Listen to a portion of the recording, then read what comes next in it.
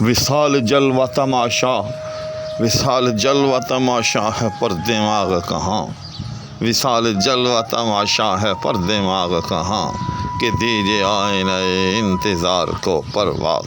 السلام علیکم ناظرین، حریف مطلب مشکل نہیں فسون نیاز، حریف مطلب مشکل نہیں فسون نیاز، دعا قبول ہو یا رب کہ عمر خضر دراز۔ اس غزل کا ایک اور شعر لے کر آپ کی خدمت میں حاضر ہو رہا ہوں۔ اس سے پہلے اس غزل کے 2 شعر ہو چکے ہیں، جو احباب دیکھنا سننا چاہیں وہ اس سے قبل کی 2 ویڈیوز میں دیکھ سکتے ہیں۔ تو آئیں بلا تاخیر ویڈیو شروع کرتے ہیں۔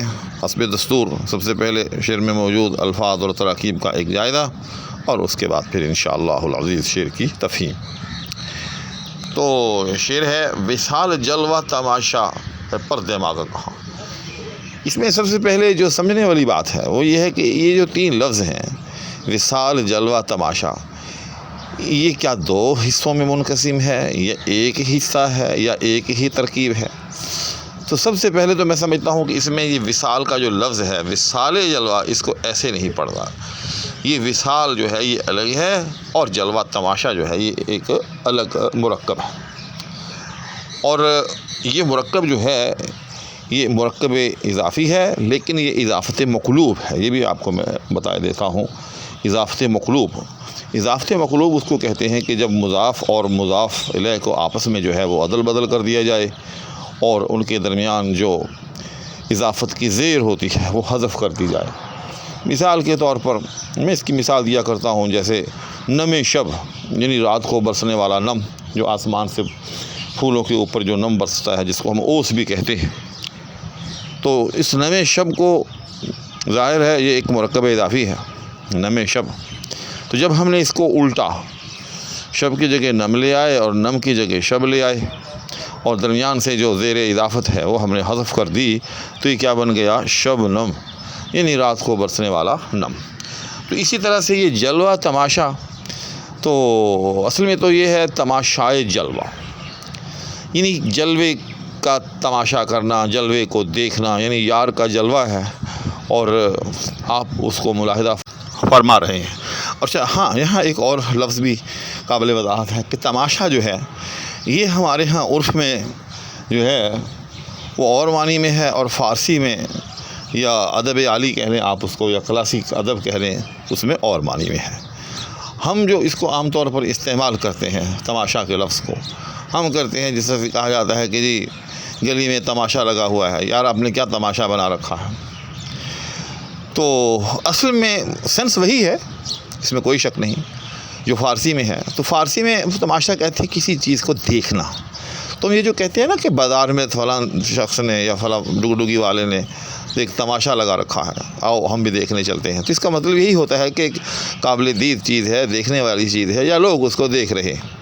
اور آپ نے یہ بھی دیکھا سنا ہوگا کہ فلاں جگہ میچ ہو رہا ہے، تو گراؤنڈ میں 5000 یا 10,000 تماشائی تھے، تو اس کا مطلب یہی ہوتا ہے کہ اتنے ناظرین تھے یا اتنے دیکھنے والے تھے۔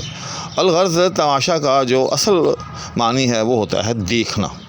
اور یہ جو ہم عام طور پر عرف میں تماشے کا لفظ استعمال کرتے ہیں، تو وہ بھی گھوم گھما کر دیکھنے کے قابل چیز کو ہی کہا جاتا ہے۔ تو بہرحال تو یہ مرکب جو ہے، جیسے میں نے عرض کیا کہ یہ مرکب اضافت مقلوب ہے، تو اصل میں تھا تماشائے جلوہ، یعنی جلوے کو دیکھنا، جلوے کو ملاحظہ کرنا۔ تو اب جلوہ تماشا جب اس کو کر دیا، اضافت مقلوب کر دیا، تو معنی تو وہی رہا، یعنی محبوب کے جلوے سے فیض یاب ہونا۔ اس کے بعد آگے ہے پر دماغ کہاں۔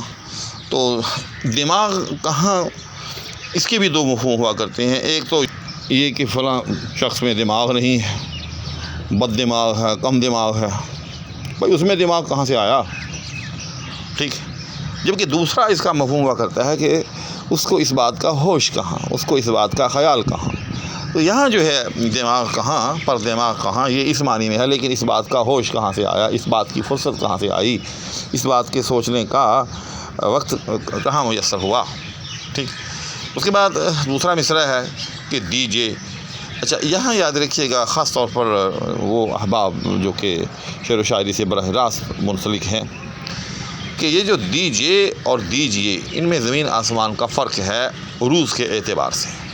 جہاں دیجئے آئے تو اس کو اگر دیجئے پڑھا جائے تو پھر شعر صحیح ہوگا، خارج عن البحر نہیں ہوگا بلکہ وزن میں شمار ہوگا۔ اور جہاں دیجئے پڑھا جانا مقصود ہو یا شاعر نے یوں سمجھے کہ دیجئے استعمال کیا ہو تو وہاں اس کو دیجئے ہی پڑھا جائے تو شعر درست ہوگا، وزن میں ہوگا، ورنہ وہ ساقط عن الوزن شمار ہو جائے گا۔ تو یہ غزل جو ہے یہ بحر مجتس میں ہے، اور بحر مجتس کا جو وزن یہاں شمار ہے یا محسوب ہے وہ ہے مفاعل فعلات مفاعل فعل۔ فعل جو ہے اس میں ہمیشہ 4 صورتیں ہوا کرتی ہیں، یا یوں سمجھیں کہ 4 صورتوں کو استعمال کیا جا سکتا ہے۔ یہ میں پہلے بھی متعدد بار بتا چکا ہوں۔ ایسی چیزیں جو نقطے والی چیزیں ہوتی ہیں میں بار بار دہراتا رہتا ہوں تاکہ اگر کوئی نئے سامعین شامل ہوں تو ان تک بھی یہ بات پہنچ سکے۔ تو فعل فاعل فعلان فاعلان، تو یہ 4 صورتیں جو ہے یہاں جائز ہوا کرتی ہیں۔ تو بہرحال مفاعل فعلات مفاعل فعل، وصال جلوہ تماشا ہے پر دماغ کہاں، کہ دیجئے آئینہ انتظار کو پرواز، کہ دیجئے آئینہ۔ تو اس بحر نے یہاں 2 چیزیں طے کر دیں، ایک تو یہ کہ یہاں کہ دیجئے پڑھا جائے گا، دیجئے نہیں پڑھا جائے گا، اور دوسری چیز ایک اور بھی طے ہو گئی کہ یہ جو لفظ آگے آ رہا ہے آئینہ، تو جیسے میں یہ بھی متعدد بات عرض کر چکا ہوں، دوبارہ دہرا دیتا ہوں کہ اس میں بھی 2 لغات ہیں۔ آئینہ یعنی آئینہ مفعول، ٹھیک، اور دوسرا اس میں آئینہ یعنی فاعل، یا دوسرے لفظوں میں یا آسان ترین لفظوں میں کہ حمزہ کے بعد جو یہ ہے یہ شامل ہو بھی سکتی ہے اور نہیں بھی۔ اگر اس کو شامل کریں گے تو آئینہ پڑھا جائے گا، اور اگر شامل نہیں کریں گے تو پھر آئینہ پڑھا جائے گا۔ تو یہاں جو ہے یہ بلا یا ہے، یا کہ حذف کے ساتھ ہے، آئینہ استعمال ہے، آئینہ فاعل یعنی اس طور پر استعمال ہے کہ دیجئے آئینہ انتظار کو پرواز۔ پرواز پرواز آپ جانتے ہی ہیں، اڑنا۔ اس لفظی وضاحت کے بعد اب آتے ہیں شعر کی توضیح کی طرف۔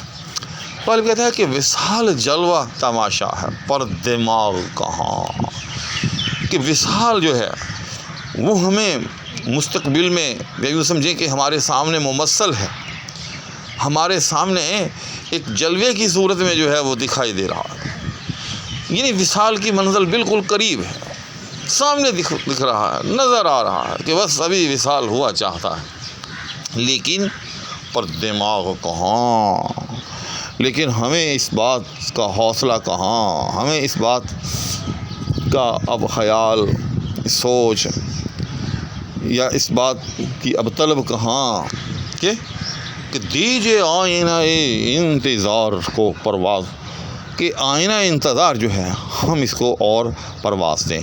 اب دیکھیں کہ بات تو بالکل سیدھی سادی سی ہے کہ مزید انتظار کریں، یعنی دوسرا جملہ جو ہے یا مصرع جو ہے کہ دیجئے آئینہ انتظار کو پرواز، آپ اس کو سادہ ترین الفاظ میں یوں بھی کہہ سکتے ہیں کہ اور انتظار کریں، اس بات کی اب طاقت نہیں ہے، اس بات کا دماغ نہیں ہے۔ لیکن پھر شعر ہوتا ہے، اور پھر غالب ہے۔ غالب نے وہ کہا تھا نا، ہر چند ہو مشاہدہ حق کی گفتگو، بنتی نہیں ہے باد و ساغر کہے بغیر، کہ بے شک سادہ سی بھی بات ہو لیکن اگر آپ اس بات میں جان پیدا کرنا چاہتے ہیں، اس بات کو آپ پرکشش بنانا چاہتے ہیں، اور پھر شعر تو نام ہی اس چیز کا ہے کہ جو کہ آپ کے شعور کی تاریں جو ہیں ان کو ہلا کر رکھ دے، آپ کے دل میں اتر جائے، تو پھر جب تک سیدھی سادھی بات کو آپ تشبیہات اور استعارات کے بیچ میں سے نہیں گزاریں گے، اس وقت تک وہ بات بنتی نظر نہیں آئے گی۔ تو یہاں بھی کچھ ایسی ہی کیفیت ہے کہ بات تو بہت سادہ تھی کہ دیجئے آئینہ انتظار کو پرواز، کہ اب مزید انتظار کی طاقت نہیں ہے، لیکن اس کو غالب نے بڑی خوبصورتی کے ساتھ پہلے تو ایک مرکب جو ہے وہ تراشا، آئینہ انتظار کا آئینہ، مرکب اضافی، ٹھیک، پھر اس کے ساتھ جو ہے وہ پرواز کو شامل کیا، تو آئینے کی پرواز۔ اب یہ ایک بڑی سمجھنے والی بات ہے کہ آئینے کی پرواز جو ہے اس کا کیا معاملہ ہے، کیا یہ صرف غالب نے قوافی کے ساتھ ایک قافیہ ملانے کے لیے لفظ پرواز یہاں استعمال کیا ہے، یا اس میں کچھ اور مزید معنویت بھی ہے؟ تو میں سمجھتا ہوں اس میں معنویت کا ایک جہان ہے، وہ اس طرح سے کہ آپ نے دیکھا ہوگا کہ اگر آئینے پر سورج کی شعائیں پڑ رہی ہوں اور اس کا عکس جو ہے وہ دیوار پر ظاہر ہو رہا ہو تو آپ اس کو تھوڑا سا ہلائیں تو آپ کو وہ دوڑتا ہوا نظر آئے گا وہ عکس، حتیٰ کہ وہ عکس جو ہے چند لمحوں میں یوں سمجھیں کہ ہزاروں کروڑوں میل، جی ہاں کروڑوں میل بھی وہ طے کر سکتا ہے اگر آپ اس کو دیکھیں۔ یعنی اگر آپ آئینے کو سورج کی روشنی میں، یعنی سورج کا جو ہے عکس آئینے میں جو ہے آ رہا ہو، اس کی شعاع پڑ رہی ہو اور آپ اس کو گھمائیں، اس کے عکس کو آپ دنیا کے اس حصے سے دوسرے حصے تک 1 سیکنڈ کے اندر جو ہے وہ پہنچا سکتے ہیں، بلکہ میں کہوں گا کہ شاید بجلی کی رفتار سے بھی تیز رفتار کے ساتھ آپ اس کے عکس کو جو ہے، اگر کوئی ایسی صورت ہو کہ وہ عکس جو ہے کوئی ایسا اندھیرا ہو اس میں وہ عکس جو ہے آپ کو چلتا ہوا دکھائی دے تو آپ کو وہ اس طرح سے وہ محو پرواز نظر آئے گا کہ ایک لمحے میں وہ آپ کو آسمان کی بلندیوں میں، بلکہ دنیا کے ایک کونے سے دوسرے کونے تک محو پرواز دکھائی دے گا۔ تو کہنا یہ چاہتا ہوں کہ یہ جو غالب نے لفظ پرواز یا آئینہ انتظار کے ساتھ پرواز کو جو ہے ملحق کیا ہے تو یہ صرف قافیہ بندی نہیں ہے، بلکہ اس میں ایک بہت بڑی حقیقت جو ہے وہ پنہا ہے۔ تو اب شعر کا مفہوم کیا ہو گیا؟ جیسے میں نے عرض کیا کہ مفہوم تو بہت سادہ سا ہے، مفہوم جو ہے وہ صرف اتنا ہے کہ اگر تھوڑا اور انتظار کریں تو بے شبہ جو ہے وصال یار کا ہو سکتا ہے، تھوڑی اور مشقت اختیار کریں، تھوڑا اور انتظار کریں، آئینہ انتظار کو تھوڑی اور پرواز کروائیں، لیکن اب یہ ہے کہ اتنا حوصلہ نہیں ہے، کہ اب ایسا دماغ نہیں ہے کہ عشق کی راہ میں جو مشقتیں اور جو مصیبتیں درپیش ہیں اب ان کو مزید جو ہے وہ برداشت کیا جائے تاکہ وصل جانت کی منزل تک پہنچا جائے، لہٰذا ہم اس خواہش سے دستبردار ہوتے ہیں۔ تو ناظرین، آج اس غزل کا تیسرا شعر ہو گیا، انشاءاللہ اگلی ویڈیو میں اس غزل کے چوتھے شعر کے ساتھ آپ کی خدمت میں حاضری ہوگی۔ اس وقت تک وزیر کو اجازت دیجیے، اللہ حافظ۔